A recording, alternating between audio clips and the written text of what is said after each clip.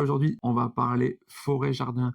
Vous me l'avez beaucoup demandé, donc cette fois, on va aborder les 3 grosses erreurs qu'il peut y avoir quand vous débutez une forêt-jardin. Pour moi, l'erreur la plus grave, l'erreur principale qu'il peut y avoir, c'est croire que vous allez faire une forêt-jardin sans eau. Donc déjà, ça dépend de où vous habitez, ça dépend de votre sol, évidemment, ça dépend de la météo et du climat. Mais un arbre, si vous le plantez, il aura peu de racines et il va pas tenir pendant 1 mois sans eau, ou alors il va végéter. Vous allez tous me sortir dans les commentaires, oui, mais il y a Pascal Pout qui fait.